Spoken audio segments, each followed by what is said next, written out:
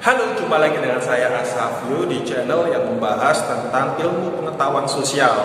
Kalau sebelumnya saya sudah membahas tentang pengertian konflik dan juga ciri-ciri konflik, pada kali ini saya ingin membahas tentang jenis-jenis konflik. Tapi sebelum lanjut, tolong like, komen, dan share video saya supaya saya semakin termotivasi di dalam membuat video-video yang lain. Jangan lupa like, komen, dan subscribe ya, karena subscribe itu gratis. Nah, saya lanjutkan ya.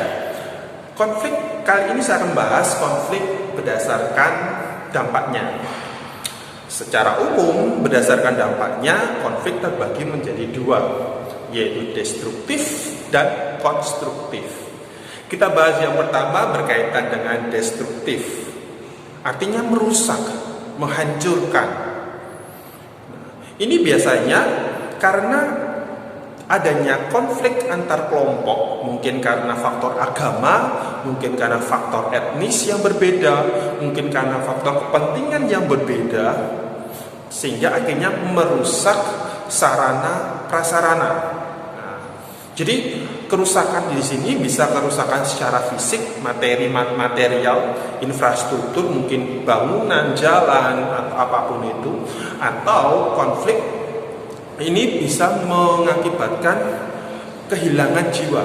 Jadi luka secara fisik, orang yang meninggal gara-gara terjadi konflik tadi, kemudian orang-orang yang terluka karena terjadi konflik tadi, atau mengakibatkan terjadinya kekerasan secara kekerasan secara psikis. Jadi misalnya orang-orang yang kehilangan harta benda atau kehilangan keluarga karena ada konflik tadi, atau orang-orang yang dianiaya, mengalami penganiayaan sehingga dia secara psikisnya itu mengalami gangguan, yang mungkin dia butuh waktu sangat lama untuk bisa menyembuhkan dirinya, mungkin sampai harus konseling dengan psikolog dan sejenisnya. Nah, ini karena ada luka secara psikisnya, secara mentalnya mengalami luka gara-gara konflik secara destruktif tadi.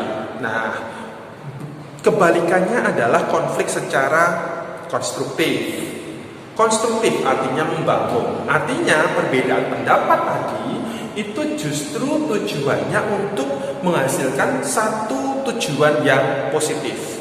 Saya ambil contoh misalnya di dalam rapat, mungkin rapat OSIS atau mungkin rapat kerja, nah, dalam membahas apapun itu, atau mungkin rapat di kampung dalam membahas acara apapun itu, tidak mungkin semua anggota atau sekedar rapat di tugas kelompok, tidak mungkin orang-orang yang ada di dalam satu kelompok ini memiliki pemikiran yang sama di dalam menyelesaikan suatu pekerjaan.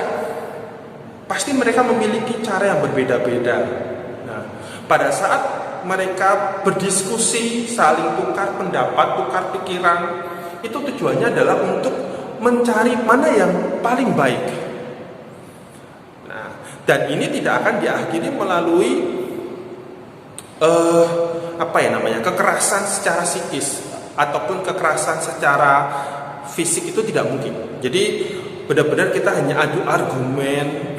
Kenapa sih kok lebih baik mengikuti jalan saya? Alasannya apa? Jadi kita benar-benar adu argumen.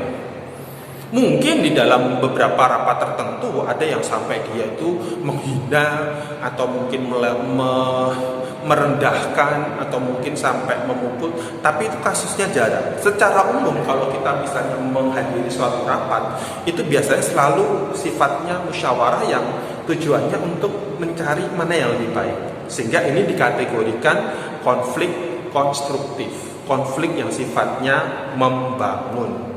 Sampai di sini ada yang mau ditanyakan terkait dengan materi konflik ini? Kalau tidak ada, saksikan saya di video-video selanjutnya. Sampai jumpa.